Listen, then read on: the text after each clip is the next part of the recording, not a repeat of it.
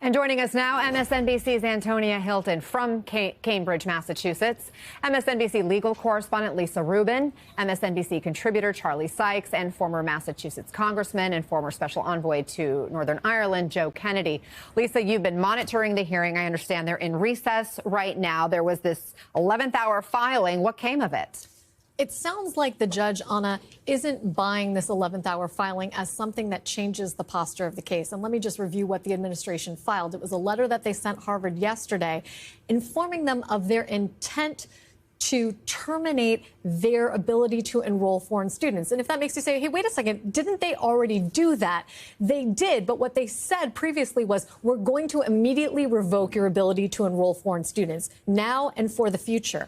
Now the administration has sort of taken a step back and sent Harvard the kind of letter they should have sent originally, referring to the regulatory framework for how you are properly supposed to terminate a university's enrollment in what's called CEVP. That's the program that allows any university throughout the country to enroll foreign students who aren't here on immigrant visas, but rather permission to study here in the country. Yeah, the student and exchange visitor program. That's correct. And so the judge saying this morning, yeah, maybe the administration did the right thing and sent this letter, but there is so much uncertainty around the program. The fact that they did this at the 11th hour, theoretically to ward off my preliminary injunction, doesn't change the fact that there are foreign students at Harvard or who are about to enroll in Harvard for whom this has caused all kinds of confusion. I am inclined to extend my temporary restraining order that I entered last week. That means until and unless further notice, Harvard is in the same situation with an ability to enroll foreign students, and the administration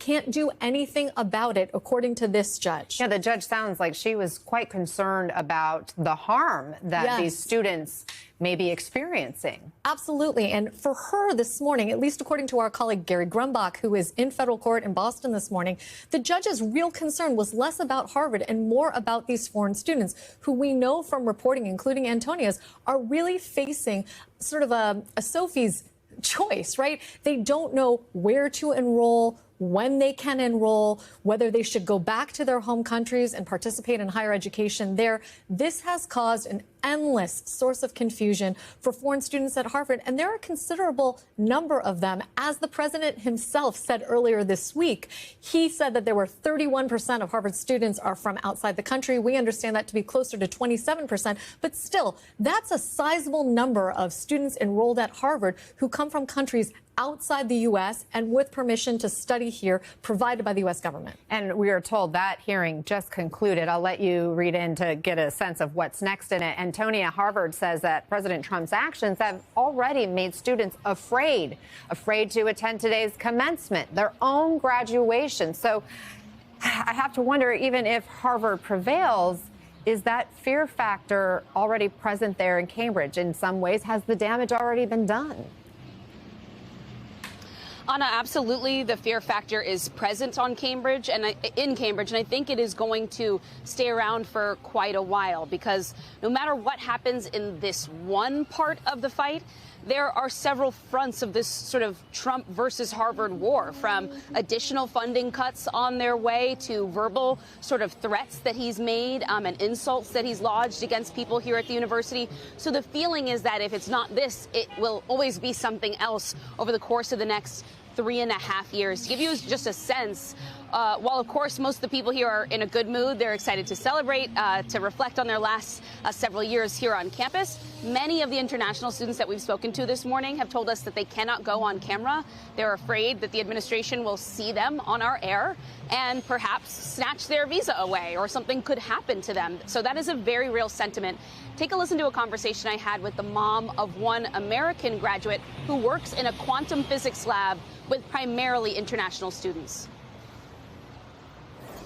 But more generally, he's in a physics lab with a lot of international students, and many of them are looking elsewhere, either to other top schools in the U.S. or to schools outside the U.S. And that is really sad, because these are the top minds who would otherwise be educated at Harvard.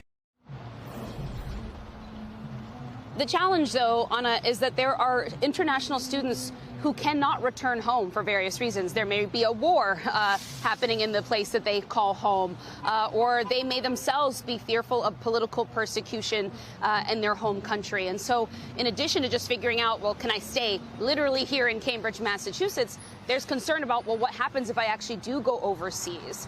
And then for American students, they are still facing the major funding cuts. So the son of the woman you just met there, he works in a lab that is in the process of losing its funding. So as he graduates, he's actually going to go over to Princeton to continue doing the kind of work that he does, because in part, that opportunity may not be here at Harvard. And so that's the kind of fear, the kind of consequence that all of this represents, that people are going to essentially be running away from these institutions. And as these fights come from one university down the road to the next, they may abandon higher education in the United States as a whole. That brain drain is the real risk and fear here, Anna. Charlie, what is your reaction to what Antonia is describing there? Is this what Trump voters wanted? Well, it's what Donald Trump wants, and this is what he's doing. And of course, the fear is exactly the point. But to that last point, the brain drain here is going to be extraordinary. And look, there are a lot of ways in which higher education needs to be reformed. There's a lot of ways in which Harvard needs to be reformed. But this is not about reform. It is about destruction. And the loss of the international students is going to have reverberations throughout not just higher education, but throughout the economy and throughout the world. This has really been one of the great investments that the federal government has made in building up these research functions in universities like Harvard, and they can't necessarily be replicated. And so the damage is being done in the short term, but the long-term damage is also great. And let me just make one other point. One of the reasons why we have so many foreign students who are playing such a critical role in many of the sciences in higher education is because American education has failed to have enough American students in the pipeline to do many of these specialized, to go into these specialized fields. So the downstream effect of this is really grave. This is a really historic act of self-sabotage by the Trump administration. Congressman, you attended Harvard Law, and here's what President Trump has said about this university. He's called it anti-Semitic, far left, a threat to democracy, says it has crazed lunatics, it's a liberal mess. As a Harvard alum, is any of that true? Donald Trump has said a lot of things. And listen, what I would say is on a long list of dumb things this administration has done, this might not be the top one, but it's pretty darn close. Harvard, just as Charlie said, Harvard has needs for reform. Higher ed has needs for reform. But I'm not sure you could think of a better act of self-sabotage than one, yes, trying to gut some of the premier talent and research institutions anywhere in the world with one act coming out of the White House. Two, at a time when we are in an almost existential race with some of the largest competitors or toughest competitors in the world, particularly coming out of China, on AI, on quantum mechanics and quantum physics, quantum computing, on energy and fusion, gutting these research institutions and saying to that talent, actually don't come here, go to China, go elsewhere. And by the way, Chinese have been recruiting scientists and researchers from Massachusetts and from other core research institutions for decades now, but giving them added reason to go there couldn't possibly be a dumber thing to do than to trying to win an innovation race in the future. But it's not just obviously about Harvard, right? As Charlie said, it's about a higher education ecosystem here. There's extraordinary research and talent at Arizona State, at University of Texas, at Florida, at Michigan, and plenty of other places, telling that talent that wants to come here and help incubate that system of innovation and research to power American thought and in business for next generation, telling them you're not welcome, we don't want you. Why would you possibly do that? And that's just as Antonia said, that is the message that is being sent very clearly, not just to Harvard, but to every other research institution and institution of higher learning across the country. So, as I said, not the dumbest thing, but pretty darn close. You know, the president has argued that the radical left has taken over our, quote, once great educational institutions. So talking more broadly, not just about Harvard, members of your family fought radical ideologies throughout history. So what's your response to him in that argument? My namesake, his name is on the hall at Memorial Church because he died fighting Germans in World War II, right? there are Harvard's students and folks and alumni have dedicated, many of whom have dedicated their lives to upholding the values and principles and institutions that do in fact make America great and have had made America great for a long, long time.